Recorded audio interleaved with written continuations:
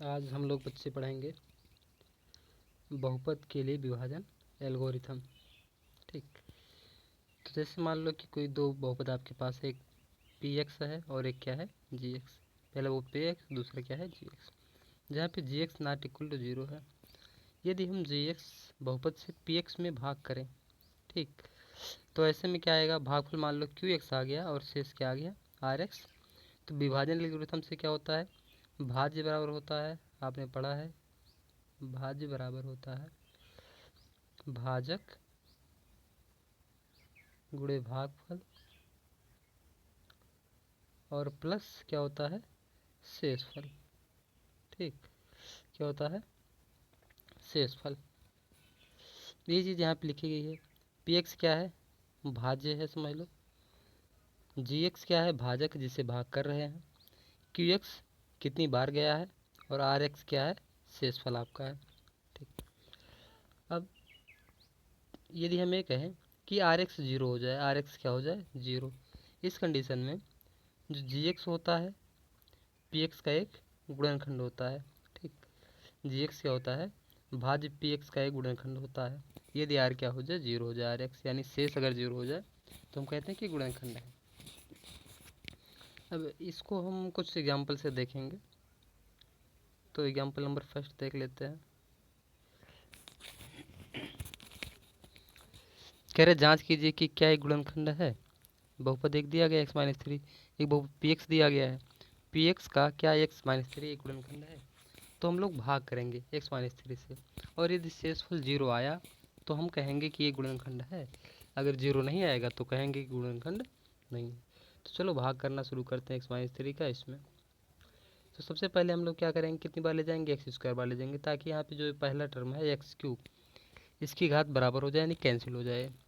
तो x cube आएगा, three x square आएगा माइनस में, और हमेशा हम लोग घटाएंगे। ठीक, घटाएंगे तो माइनस हुआ, देखिए इसको घटाएंगे तो पहले माइनस लगा दिया है तो ये माइनस हो जाएगा, और ये क्या हो जाएगा प्लस।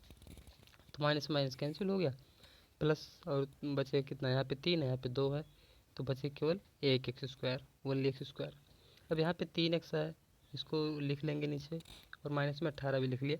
वैसे लिखें 18 को ना लिखें कोई बहुत ज़्यादा ज़रूरी नहीं इस समय। अब कितनी बार ले जाएंगे हम लोग, एक्स स्क्वायर है पे, यहाँ पे एक्स है तो एक्स बार ले जाएंगे तो स्क्वायर होएगा। तो एक्स स्क्वायर हो गया, और फिर तीन में गुणा करेंगे तो माइनस में तीन एक्स हो गया, फिर घटाएंगे, घटाएंगे तो माइनस में हो गया, ये क्या रहेगा प्लस में रहेगा। कैसे रहेगा प्लस में, तो इससे तो कैंसिल हो जाएगा। लेकिन प्लस और प्लस कितना हो जाएगा सिक्स एक्स, और माइनस में 18 यहाँ पे है। अब कितनी बार जाएगा, क्योंकि एक्स है 6x लाना, 6 का गुणा करेंगे 6x माइनस में 18, घटाएंगे तो चीज़ें सेम है कैंसिल हो जाएंगी। ये माइनस हो जाएगा, ये प्लस हो जाएगा, कैंसिल, ये कैंसिल हो गया। शेष कितना आ गया आपका जीरो। अगर शेषफल जीरो आ गया तो हमें कहेंगे कि एक्स माइनस थ्री बहुपद पी एक्स का एक गुणनखंड है।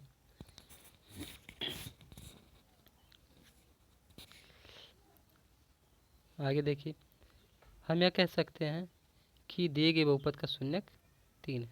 देखिए एक शून्यक की बात कर रहे हैं हम, यहाँ पे क्या है एक्स माइनस थ्री, इसका शून्यक पता करेंगे तो x minus three equal to zero करेंगे हम लोग।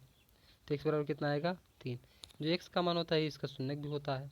ठीक, अब चूंकि अगर शेषफल जीरो आ रहा है तो इसका मतलब एक गुणनखंड तो रहा होगा उसका, या फिर ऐसे समझ लो, हम जो यहाँ पे है इसको लिखेंगे क्या, शेषफल चूंकि जीरो आया है तो x cube minus two x square plus three x minus 18, इसको क्या लिखेंगे हम लोग, भाज्य गुणे भाजक होगा, भाज्य गुणे क्या, एक मिनट, भाजक, भाज्य बराबर क्या होगा, भाजक गुणे भागफल होगा। क्योंकि शेषफल जीरो आया यानी एक्स माइनस थ्री, ये भाजक है, और भागफल कितना है एक्स स्क्वायर माइनस एक्स, नहीं प्लस एक्स, और क्या है प्लस सिक्स है, क्या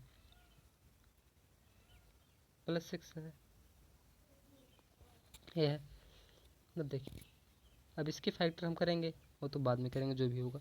लेकिन यहाँ पे यहाँ से एक शून्य क्या आएगा, x minus three equal to zero, तो एक्स बराबर क्या आएगा तीन।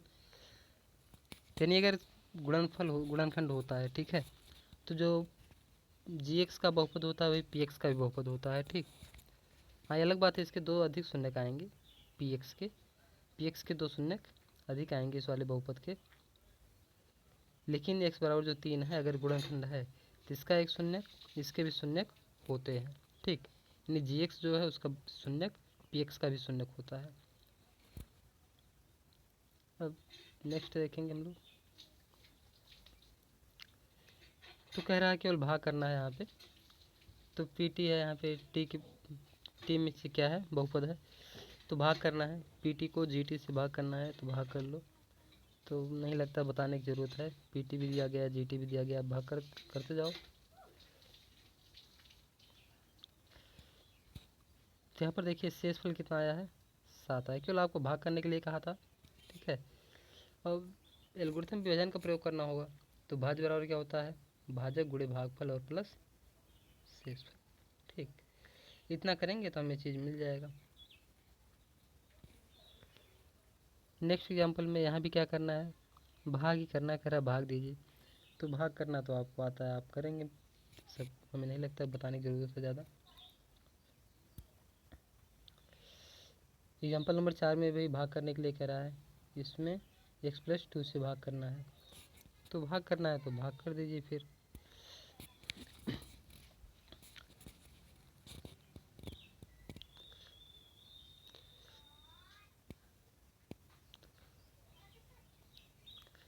अब देखिए यहाँ पे एग्जाम्पल नंबर 5 में क्या कह रहा है, सत्यता की जांच करनी है आपको, विभाजन एल्गोरिथम की सत्यता की जांच करनी है। तो हम लोग भाज्य बराबर भाग तो देंगे ही, पहले भाग करेंगे। चलो भाग किया हमने, तो भागफल कितना आ गया, x-2 आ गया। आपका भाजक क्या था, -x² + x-1, शेषफल कितना आ गया, 3। अब अगर भाजक गुणे भागफल प्लस शेषफल करें और इसके बराबर आ जाए, भाज्य के बराबर आ जाए, तो हम कहेंगे कि सत्यता की जांच हो गई है एल्गोरिथम विभाजन की। ठीक, अगर ऐसा नहीं हुआ तो नहीं हो, लेकिन होगा क्यों नहीं, क्योंकि नियम ही वही है, तो एकदम सही आएगा।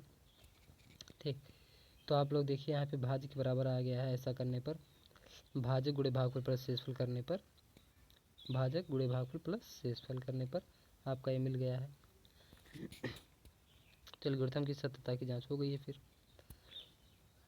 कह रहा से भाग करना है, तो भाग करना है तो भाग करिए, उसमें क्या है, कोई बड़ी बात तो है नहीं भाग करना।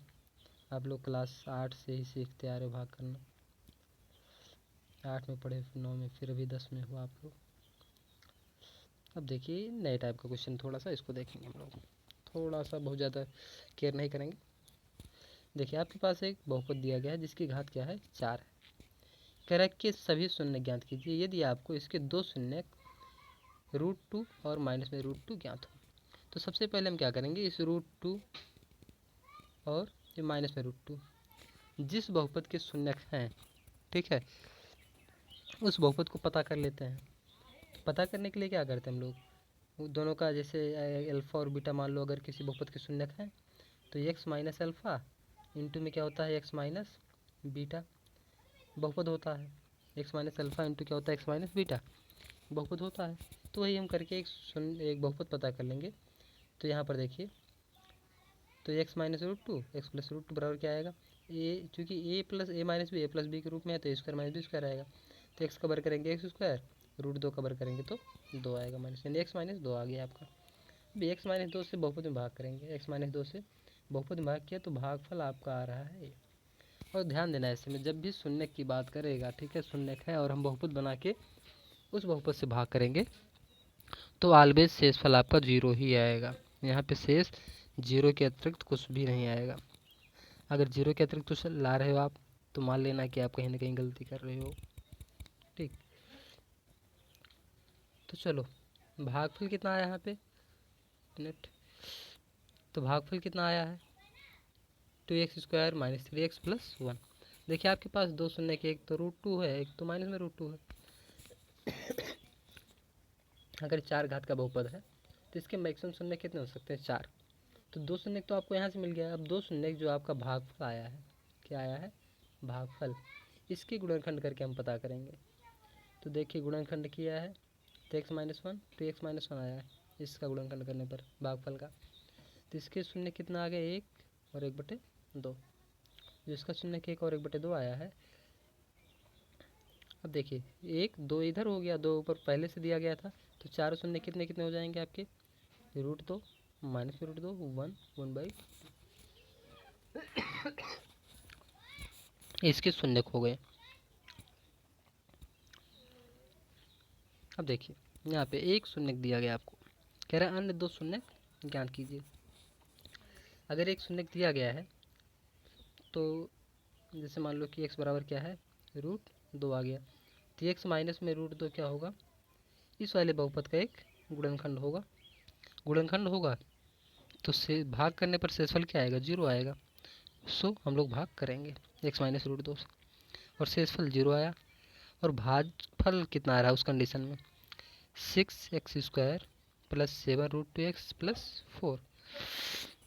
अब जो कि शेष 2 शून्य का पता करने तो इसके गुणनखंड कर लेंगे, और जो इसके शून्य का आएंगे वही शून्य खो जाएंगे। एक तो √2 दिया ही गया है ऑलरेडी, और 2 शून्य क्या से मिल जाएंगे, 3 घात बहुपद है तो आपको 3 शून्य मिलने चाहिए मैक्सिमम, अधिकतम तो 3 शून्य का आपको मिल ही जाएंगे। देखिए गुणनखंड करने पर आया क्या है, इसको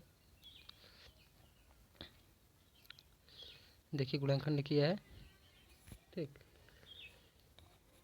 तो इसका गुणनखंड करने के बाद कितना मिल गया आपको, 2 शून्य यहाँ से, एक तो इसमें √3 था ही, ये आपको मिल गया है, ठीक। तो यहाँ से आपका आया माइनस में 4 बटे में 3 √2 और माइनस में 1/√2।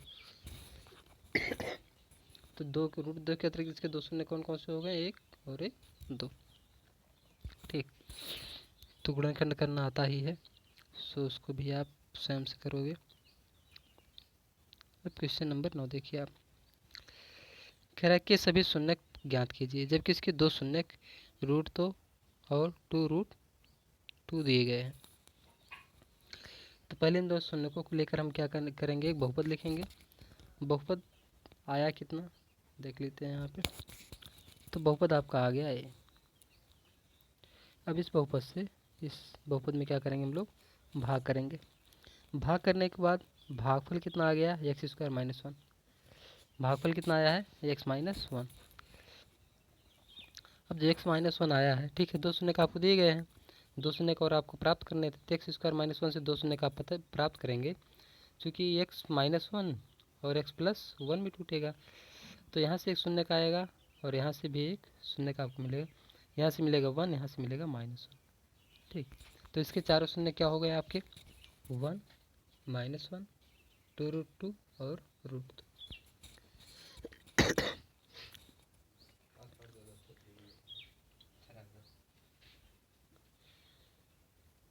आगे देखेंगे हम लोग, क्वेश्चन दिया गया आपका, जब एक बहुपद को दूसरे बहुपद से भाग किया जाता है, एक बहुपद आपको दिया गया है, किससे भाग कर रहे हैं, 3x² + 4x + 1 से, तब शेषफल ax + b के रूप में आता है, तो a तथा b के मान ज्ञात कीजिए। तो देखिए यहाँ पे हम लोग करेंगे क्या, जैसे भाग किया हमने, ठीक, भाग करने के बाद शेषफल कुछ आएगा, तो शेषफल में आएगा x प्लस समथिंग, यहाँ पे कुछ रहेगा, और x के साथ में गुणांक भी कुछ रहेगा, x के साथ में गुणांक भी कुछ रहेगा।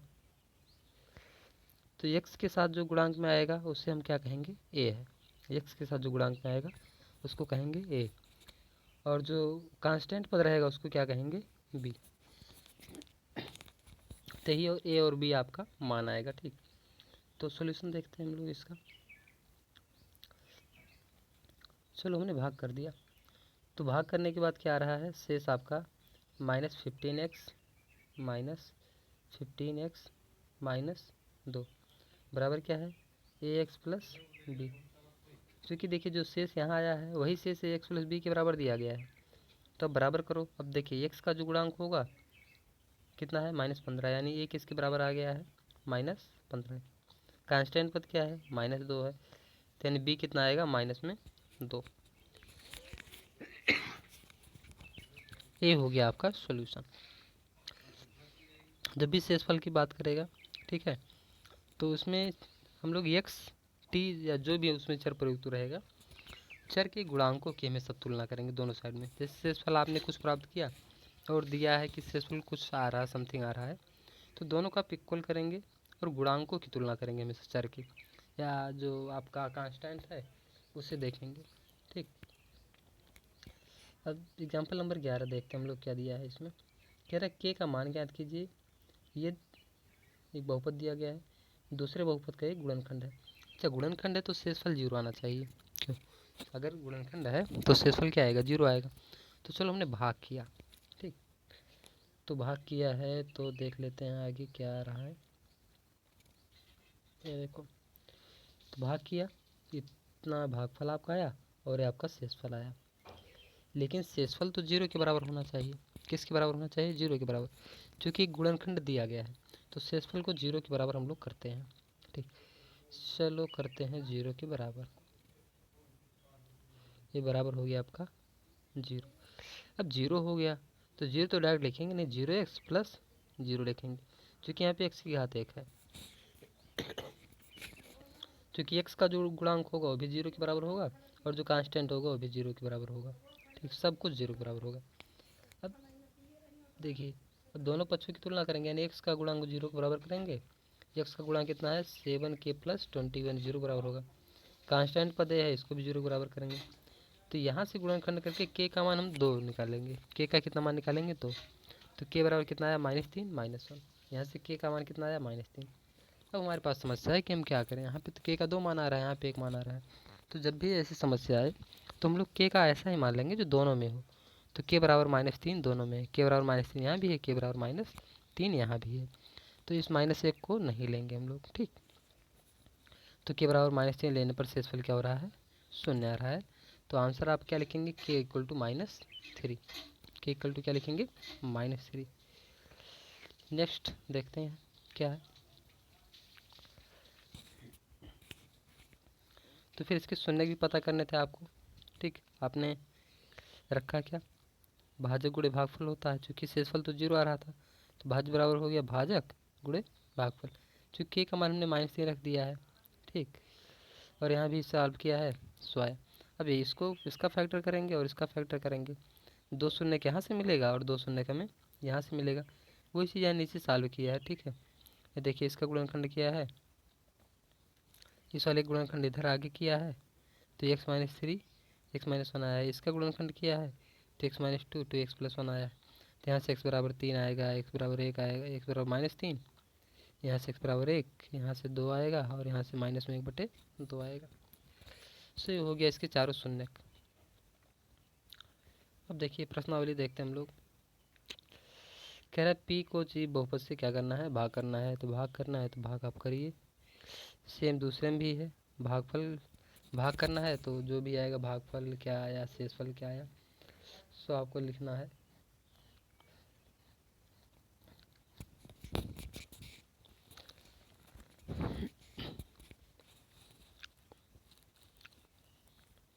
अब देखिए तीसरे इस क्या है, 8वां नंबर है क्या? हाँ, ठीक, 8 नंबर क्वेश्चन है। कह रहा है कि क्या बहुपद का एक गुणनखंड है? यानी जो प्रथम भाग बहुपद है और दूसरे का क्या है? गुणनखंड है कि नहीं। आप भाग करेंगे, यदि शेषफल 0 आया तो गुणनखंड होगा, शेषफल 0 नहीं आया तो गुणनखंड नहीं होगा। अब नेक्स्ट देखते हैं हम लोग। क्वेश्चन नंबर क्या है? 9। क्वेश्चन नंबर आपका 9। देखिए आपके पास एक बहुपद दिया गया है x³ -3x² plus x plus 2। gx से भाग देने पर भागफल और शेषफल, भागफल आया है और ये क्या आया है? शेषफल। तो gx ज्ञात कीजिए। तो चलो देखते हैं हम लोग। तो x³ यानी भाजक जो है, भागफल भाजक क्या है? क्या भाज्य जो है x³ -2x, 2 नहीं, ये क्या है? 3x² प्लस x प्लस 2 बराबर क्या आएगा? देखिए जिससे हम लोग भाग करेंगे gx इंटू में क्या है? x-2 प्लस क्या है? शेषफल।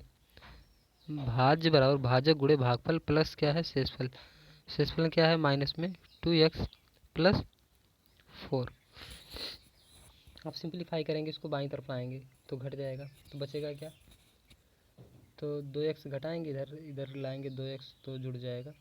तो x³ -3 x² 2 इधर लाएंगे तो जुड़ के आएगा 3x, 4 इधर लाएंगे तो घट जाएगा, माइनस में 2 बचेगा। अब तो ये हो गया, ये तो हो गया, इसको हटा दो यहाँ से। अब देखिए जी एक्स इंटू में क्या है, एक्स माइनस टू। तो अगर जी एक्स में पता करना है तो जी एक्स का जो गुणांक है x minus two, x minus two से क्या करेंगे हम लोग, भाग करेंगे। अब एक्स माइनस टू से इस बहुपद में भाग करने पर, इसमें ठीक है, इसमें भाग करने पर जी एक्स से यानी एक्स माइनस टू से हमें जी एक्स बहुपद आप मिल जाएगा। ठीक है, सो भाग की क्रिया आप लोग स्वयं करेंगे। ये आपके बाद, इसके बाद क्या है, ये है 10। क्वेश्चन नंबर क्या है, 10। क्वेश्चन नंबर 10 है,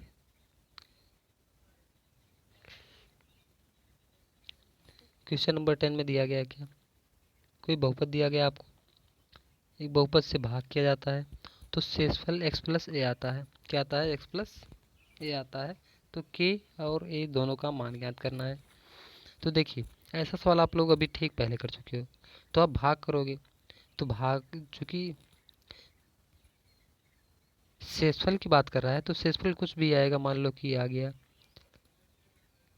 के नहीं, के तो यहाँ पे ऑलरेडी है, मान लो कि आ गया आपका क्या, पी एक्स प्लस बी आ गया। अब पी एक्स प्लस बी के रूप में आएगा तो हम लोग इसको कहेंगे एक्स प्लस ए। अब देखिए एक्स का गुणांक कितना है ए, यानी पी कितना आएगा यहाँ पे, पी बराबर 1 लिखेंगे और बी बराबर क्या लिखेंगे, ए लिखेंगे। अब जो भी मान आएगा वो तो भाग करने के बाद ही पता चलेगा अब शेषफल क्या आया है। आप करेंगे तो एक्स का जो गुणांक होगा उसको 1 के बराबर करेंगे दोनों में, क्योंकि यहाँ पे एक्स का गुणांक 1 है तो यहाँ पे एक्स का जो गुणांक होगा यहाँ पे जो आएगा उसको 1 के बराबर लिखेंगे, यहाँ जो आएगा उसको 1 के बराबर लिखेंगे। सो ये आपका मान होगा। नेक्स्ट में देखेंगे क्या है, ऐसा क्वेश्चन आप लोग कर चुके, 2 शून्य दिए गए हैं, 3 शून्य से हम एक बहुपद लिखेंगे, फिर उस बहुपद से भाग करेंगे, देखेंगे शेषफल 0 आएगा। तो 0 आने के बाद छोड़ देंगे, लेकिन जो भागफल आएगा आपका प्राप्त होगा, भागफल के फिर गुणनखंड करेंगे हम, क्योंकि द्विघात बहुपद हमें मिलेगा वहाँ पे, कितने घात का बहुपद, द्विघात का, क्योंकि द्विघात का बहुपद यहाँ पे रहेगा, द्विघात बहुपद से भाग करेंगे 4 घात बहुपद में, तो भागफल तो द्विघात का बहुपद ही मिलेगा हमें।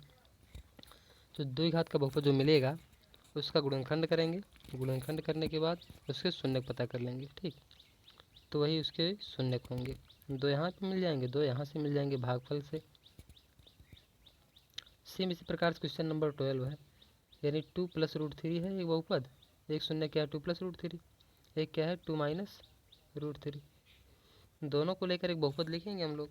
अब बहुपद लिखने के बाद, बहुपद पता करने के बाद बहुपद से भाग करेंगे इसमें, क्योंकि द्विघात का है मिलेगा, द्विघात का यहाँ से बच जाएगा आपका, भाग करने के बाद भागफल 2 घात का आएगा, तो वहाँ से भी 2 शून्य का आप निकाल सकते हो भागफल का गुणनखंड करके। अब त्रिघात बहुपद है तो एक्स माइनस रूट 5 से भाग करना है, चूँकि गुणनखंड दिया तो शेषफल 0 आना चाहिए। तो यहाँ पे द्विघात का बहुपद बचेगा भागफल में, भागफल कितना आएगा, द्विघात का बहुपद रहेगा, तो उसकी गुणनखंड करेंगे हम लोग और वहाँ से 2 शून्य पता कर लेंगे और एक शून्य यहाँ से मिल जाएगा कितना, 5 रूट में, क्योंकि x minus root 5 equal to 0 करेंगे आप, एक्स बराबर रूट 5 आएगा फिर। अब है क्वेश्चन नंबर 14, कह रहा है ए और बी के किन मानों के लिए क्यू एक्स के शून्य बहुपद इतना के भी क्या होंगे, शून्य होंगे, पी एक्स के कौन से शून्य क्यू एक्स के शून्य नहीं है। ठीक, तो यहाँ पे हमें ए और बी का मान पता करना है, तो हम हमेशा जैसा कि भाग करते आए, भाग किए हैं ना सवाल में, तो यहाँ भी क्या करेंगे, भाग देंगे। तो भाग की क्रिया करने के बाद देखिए शेषफल आपका 0 यहाँ प्राप्त नहीं होगा, ए और बी के रूप में कुछ मिलेगा। ठीक, किसके रूप में मिलेगा, ए और बी के रूप में मिलेगा, लेकिन ध्यान देना है शेषफल को हम 0 के बराबर करेंगे, शेषफल को क्या करेंगे, 0 के बराबर। अब जैसे इस शेषफल को हम 0 के बराबर करेंगे तो यहाँ पे कुछ एक्स का गुणांक होगा, कुछ कांस्टेंट पद आएगा। ठीक है, तो कंपेयर करके हम, चूँकि शेषफल तो 0 है तो 0 के बराबर करेंगे, तो यानी एक्स का जो गुणांक होगा उसको भी 0 के बराबर करेंगे, और जो अचर पद होगा कांस्टेंट मिलेगा शेषफल में उसको भी 0 के बराबर करेंगे, और सॉल्व करेंगे तो हमें ए और बी का मान मिल जाएगा। अब ए और बी का मान मिल गया, ठीक, तो ए का मान यहाँ पे रख देंगे हम लोग, तो यहाँ से 2 शून्य मिलेगा,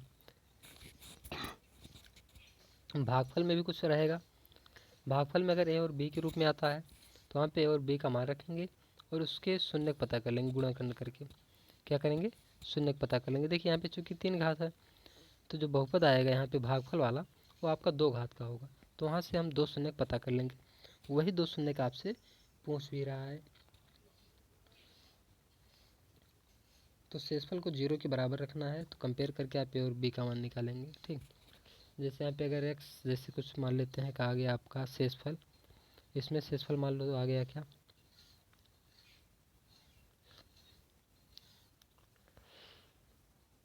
मान लो आ गया ए एक्स, ऐसे मान लो पी एक्स आ गया प्लस क्यू। ठीक, बराबर आप 0 करोगे तो 0x प्लस 0 लिखोगे। चूँकि x का गुणांक जो होगा वो भी 0 होगा और जो कांस्टेंट पद वो भी 0 बराबर होगा, यानी p बराबर 0 और q बराबर क्या आ गया 0। लेकिन यहाँ पे 0, अब p तो कुछ आएगा a के रूप में या b के रूप में आएगा, तो हो सकता है समीकरण बना के आपको सॉल्व करना पड़े। अगर समीकरण बन जाएगा तो समीकरण बना के सॉल्व कर लेंगे, अगर समीकरण नहीं बना तो ऐसे सॉल्व कर लेंगे सीधे सीधे। अब नेक्स्ट देखते हैं, लास्ट कह रहा है ये x-3 से भाग देने पर शेषफल कितना प्राप्त हो रहा है 21। तो k का मान ज्ञात कीजिए। अब देखिए आप भाग करिए x-3 से, तो जो शेषफल प्राप्त होगा हो सकता है कुछ k के रूप में आए। ठीक, के एक्स प्लस कुछ समथिंग आएगा। ठीक, तो वहाँ से आप k का मान निकाल सकते हो। मान लो कि शेषफल आपका आ गया, भाग करते करते करते करते भाग करते करते आपका आ गया के एक्स प्लस समथिंग आ गया, b आ गया। जो शेषफल है क्योंकि शेष 21 के बराबर है तो आप इसको 21 के बराबर लिख दो, तो यहाँ से k का मान आप निकाल सकते हो। एक मिनट, एक्स नहीं आएगा, ठीक, k प्लस समथिंग आएगा, क्योंकि 1 घात का है तो x नहीं आएगा। अब इसको 21 के बराबर करेंगे तो b इधर आएगा, जुड़ेगा, घटेगा, जो भी आएगा, तो k का मान यहाँ से आप निकाल लेंगे। अब k का मान निकल आया आपका। ठीक, कह रहा है भागफल ज्ञात कीजिए, तो भागफल कुछ आया रहा होगा, शायद k के रूप में आया हो, तो वहाँ पे जो k का मान आया उठा के आप रख दो। ठीक, k का मान जब आप रखेंगे तो भागफल आपको मिल जाएगा, क्योंकि भाग तो ऑलरेडी आप कर चुके हो। कह रहे इसके बाद त्रिघात बहुपद के शून्य ज्ञात करना है। त्रिघात बहुपद के क्या करने, शून्य पता करने हैं। अब देखिए त्रिघात बहुपद के आप शून्य पता कैसे करोगे, तो k का मान आप यहाँ पे रख दो। ठीक, तो x-3 से आप भाग करेंगे तो शेषफल अब 0 आएगा। क्यों, आप चेक कर सकते हो कि x-3 इसका क्या होगा, एक गुणनखंड होगा, तो x-3 का मान कर लो और भागफल कुछ आएगा, फिर भाग करने के बाद ये x-3 यानी पी एक्स बराबर g x plus q x into में क्यू एक्स आप लिखेंगे इसको, और आर एक्स तो 0 होगा, तो यहाँ से आप 2 मान इसके निकाल सकते हो आसानी से। ठीक, मे भी आप ट्राई करना, नहीं आएगा तो हम पूरा बता देंगे। अब देखिए इसके बाद क्या है, प्रश्नावली आपका है 2E, विकल्प के रूप में यहाँ पे क्वेश्चन दिया गया है, तो यहाँ से भी आप क्वेश्चन को सॉल्व करने का प्रयास करेंगे, लेकिन ऐसा नहीं कि आप केवल विकल्प टिक कर दो। ठीक, आप क्वेश्चन लिखो और फिर सॉल्व करो और फिर विकल्प पे टिक लगाइए। ठीक, ऐसे सवाल सभी सवालों में आप करेंगे जिसमें आप कर सकेंगे, और कुछ क्वेश्चन हमें लगता है कि आपको बताना पड़ेगा यहाँ से, तो सो उसको नेक्स्ट क्लास में बताएंगे हम। ठीक, तो आज के लिए केवल इतना ही है, आप करेंगे और सॉल्यूशन भेजेंगे।